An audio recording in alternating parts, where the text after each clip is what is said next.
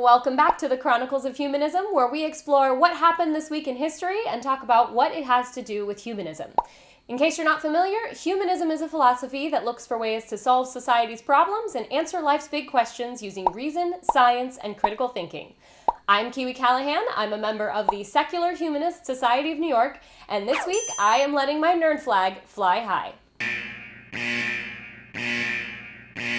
Yes, I am a giant nerd, thank you very much, and now that we've got that out of the way, we can go ahead and talk about quite possibly the nerdiest show of all time. This week, Trekkies all over the world are celebrating the birthday of Gene Roddenberry, born on August 19th, 1921. And they're also celebrating the fact that this year is the 50th anniversary of his most well-known creation. So why should you care about a sci-fi fantasy show that has given us such gems as this scene?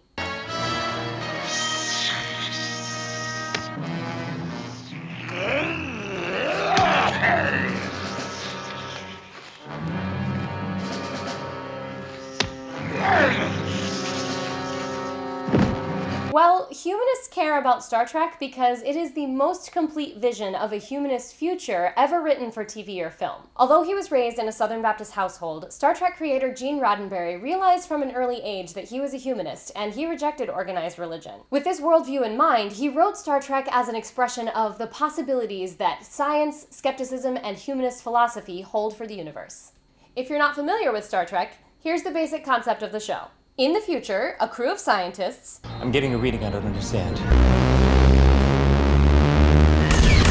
Actually, let's make that adventure scientists, are on a mission to explore the unknown parts of the universe and establish friendly relationships and open communication with other life forms. They do this aboard a kick-ass starship with proton torpedoes for, you know, science. So, since the show is turning 50, we are going to count down the 50 reasons that humanists love Star Trek. No! I'm just kidding, there's only 5. Number 5, world peace. Actually, universe peace would be more accurate. In this future world, we have not only achieved peace on Earth, but also peace throughout the universe. The United Federation of Planets is the governing body, and violence is looked down upon. And military action is for defense only, and only as a last resort. Number 4, skepticism is a positive thing.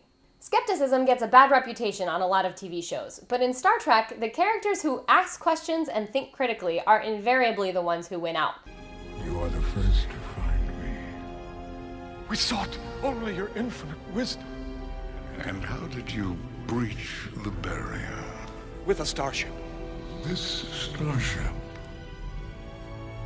could it carry my wisdom beyond the barrier? It could, yes. Then I shall make use of this starship. It will be your chariot.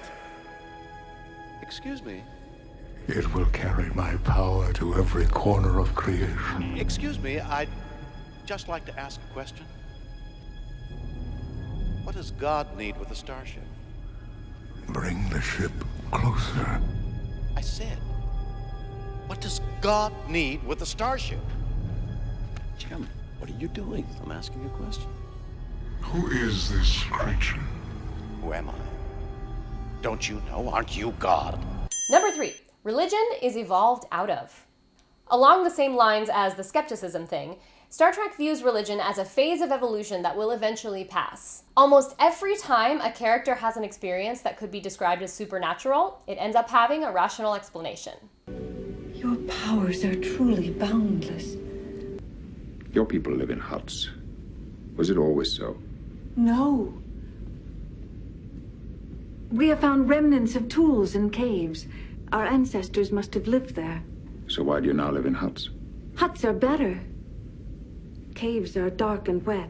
Now, Nuria, suppose one of your cave-dwelling ancestors were to see you as you are today. What would she think? I don't know. Well, put yourself in her place. You see, she cannot kill a hornbuck at a great distance. You can. You have a power she lacks. Only because I have a bow. She has never seen a bow. It doesn't exist in her world. To you, it's a simple tool. To her, it's magic. I think she would fear me. Just as you fear me.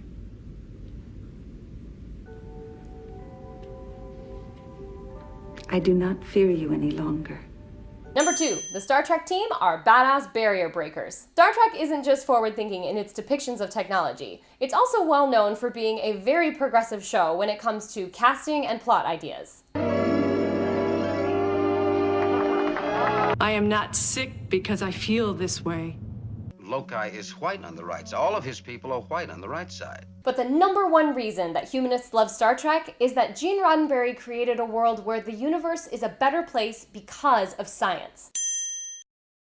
In his creation, science has eliminated almost all of our current problems, allowing humans to become more focused on larger goals as one species among many. The economics of the future is somewhat different. You see, money doesn't exist in the 24th century. No money? You mean you don't get paid? The acquisition of wealth is no longer the driving force in our lives. If you want to learn more about humanism or find a buddy to go to the new Star Trek movie with, please visit our website at www.shsny.org and come enjoy life with us. I'm Kiwi Callahan, thank you so much for watching, and until next time, stay curious.